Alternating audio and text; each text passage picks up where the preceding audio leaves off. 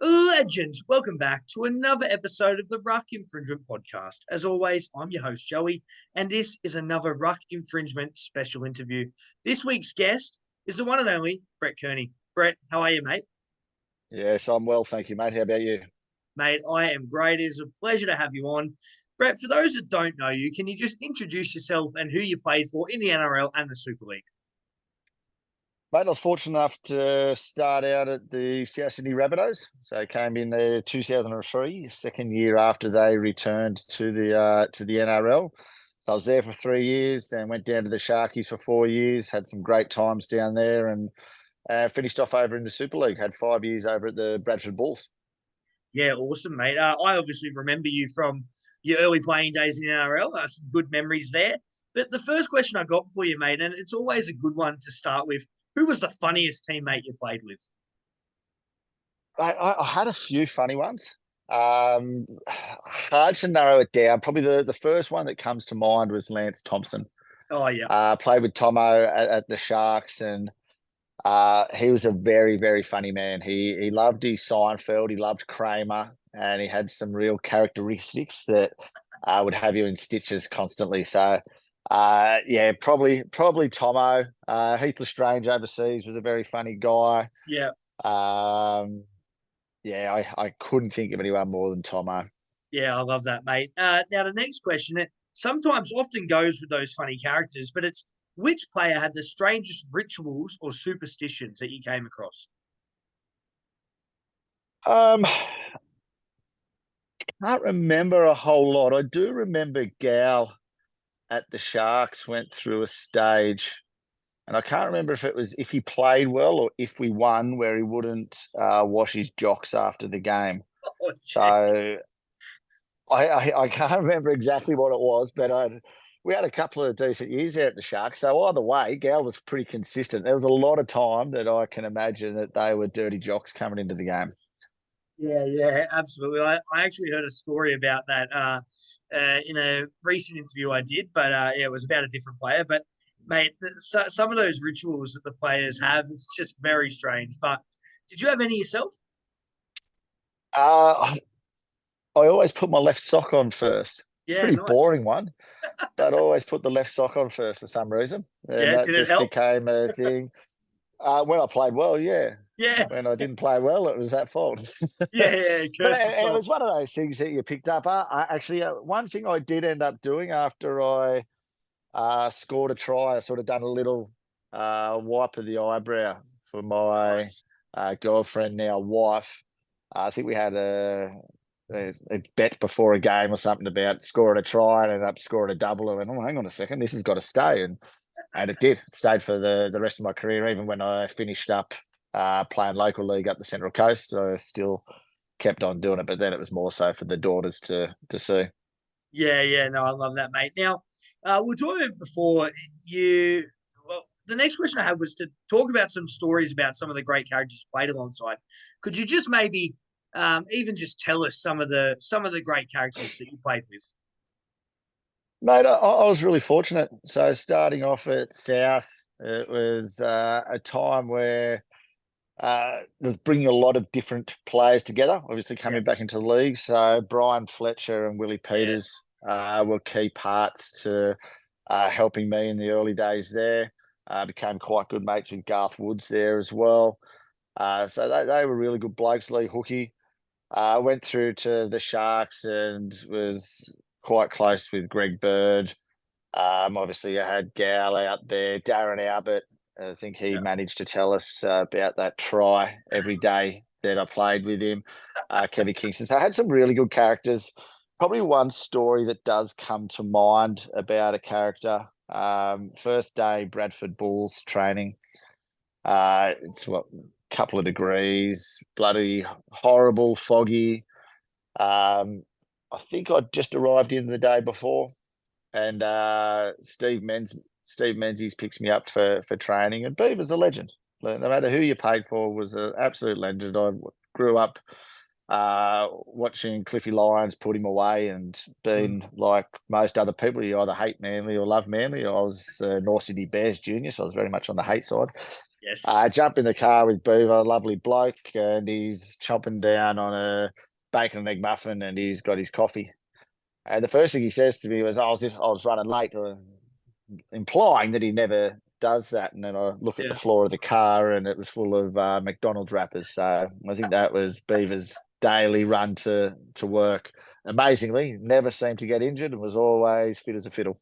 Yeah. An incredible player, and I mean, we see his funny nature side as well when you watch shows on Fox League as well. But mate, let's jump into our next question. Your favorite finals memory?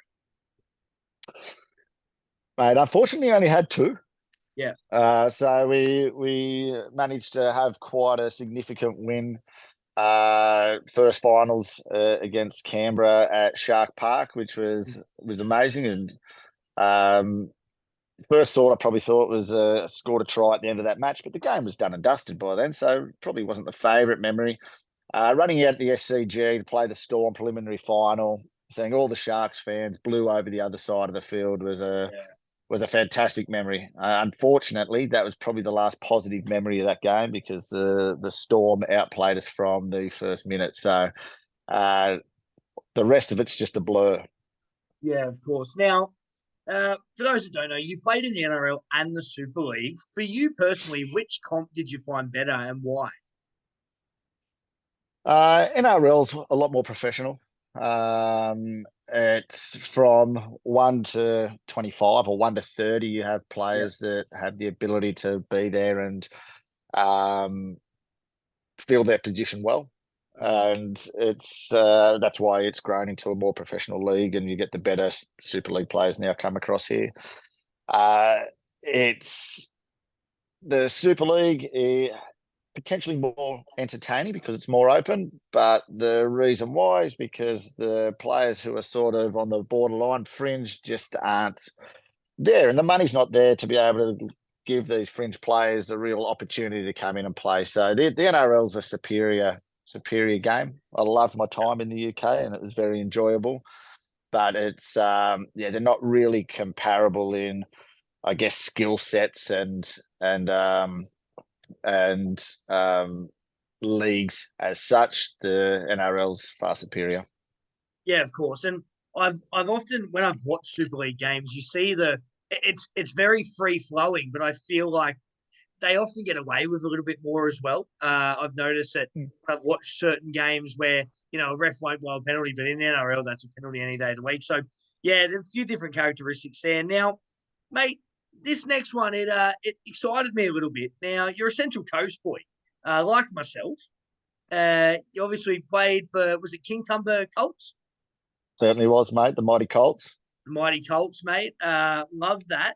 Now, tell the listeners, and look, this is just because I love the Central Coast so much, not there anymore, but tell the listeners why being a coastie is so good. I could tell you one thing: on days like today, you usually get a little bit of a sea breeze. That's it. Um, that's a big win, mate. The coast just had a really relaxed lifestyle. Yeah. Growing up there, it was for me beach and footy, and sometimes combined. It was a great training ground for me to be down the beach on the sand and doing things there. I now live down on the northern beaches. It's a little bit more on the go, and don't get up the coast as much anymore. Still got family up there, but unfortunately don't get up there as much anymore. But whenever I do, I have a great time, and still got a lot of my school and junior footy mates up there, which I miss. And when I do get up there, I certainly enjoy Davo RSL of an afternoon. I love that, mate. Not it was nothing to do with rugby league. I just, as a coastie myself, always got to ask that question. But let's jump into our next one. Now, you're obviously still a rugby league fan, are you? I am. I probably wasn't as much after I retired. I was a little bit done with footy. It had been something I'd done from 6 years old and sort of always went the way through, and probably didn't tie back into it and get too excited about supporting a team or anything there. Yeah. But my two daughters have really got me back into it. My eldest is a Sharks fan, and my youngest is a Rabbitohs fan. Oh, So they have, they've got me right back into it. So probably the last 2 or 3 years, I've started supporting it quite a lot again. And my eldest is quite a lot more passionate than Yeah, my right. youngest. She goes for South when they win. My eldest, she goes for the Sharks no matter how they're going. So I've sort of jumped back onto the Sharks bandwagon there. Plus, they do a great job with their Great Whites clubs and their stuff with former players. So they make you still feel a real big part of it. So, yes, back into enjoying rugby league, and I've jumped back onto the Sharks bandwagon. I was excited today to hear that Adam Mhm. Fanua-Blake had Yeah. signed, because I think that might be a big piece to the puzzle for them moving forward next year. It's a massive signing, mate. Huge. I mean, you got Toby Rudolph, who's coming through and playing some Mm. great footy. Royce Hunt as well. So to have Fanua Blake help those boys out, I think will be added bonus to the Sharks and look possibly premiership contenders in 25.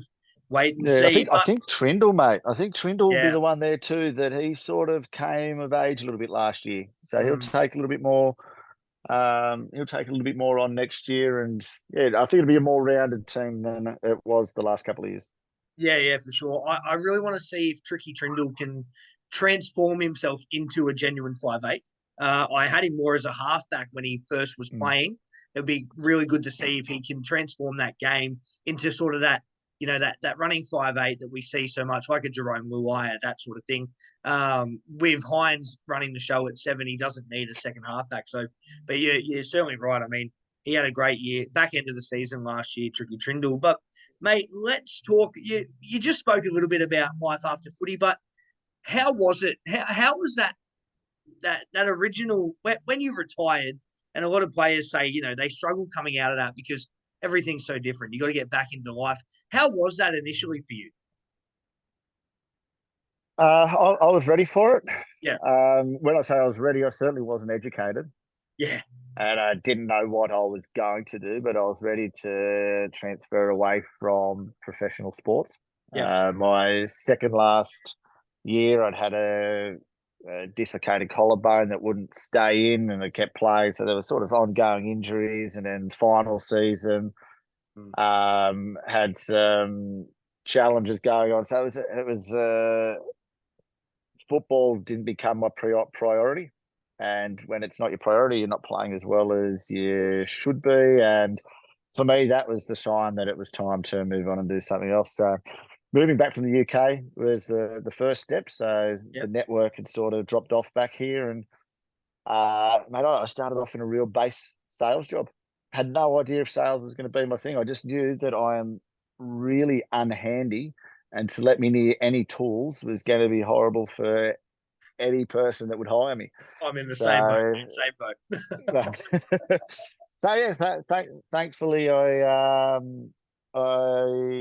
took to that, and Yeah. I've had a few roles now, and landed myself in a spot that I'm really enjoying work. Got a great team, and it gets me around the world traveling, doing something I like. That's awesome, mate. And are you still involved in the game at all, even if it's in a junior sense, or are you still involved in the game? I was doing a bit with the New South Wales Rugby League judiciary panel a Yeah, couple of years nice. ago. Really enjoyed that. Yeah. Unfortunately, work just got in the way and couldn't manage both. Also, I've taken on a role that's not directly involved with the game, but this year taken on a role as ambassador for the Brain Foundation.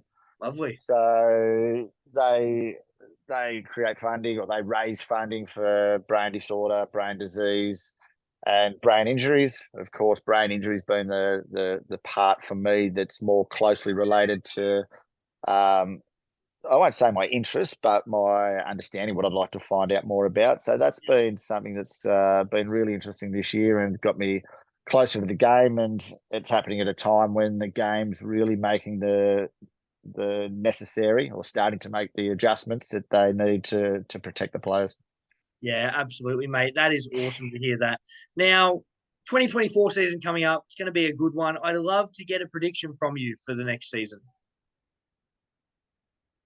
I think for the last 10 seasons, I've predicted that the Storm will miss the eight.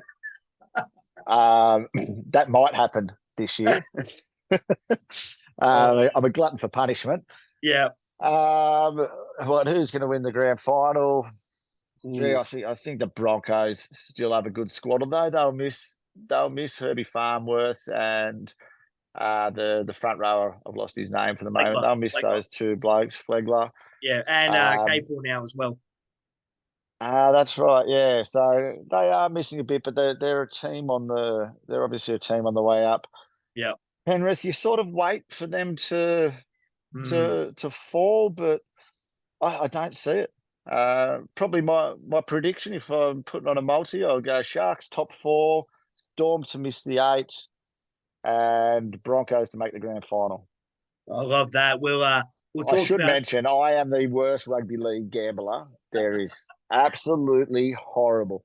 Oh, you can't get any worse than us, mate. But we are sponsored by Pickle Bet, so it is good to hear. Look, we'll see if they can get that up. That might be some good odds. But mate, I'm a diehard Roosters boy myself, so I think the Chooks may get back into the top 4 this year. I think Spencer Leniu is a great addition, and Dom Young as well. So that's my prediction: Chooks to be back in the top 4 and going for premiership. But BK, that's all we got time for today, mate. It was awesome to get you on, and we really appreciate you giving us your time and to just come and chat some rugby league and some general chit chat. Now, if you want to follow the Ruck Infringement, you can check us out on our social media: Facebook, Instagram, TikTok, X, Threads, LinkedIn for the professional, if that's where you go to for all your information. You can check us out on Spotify, Apple Podcasts, Google Podcasts, wherever you listen as well.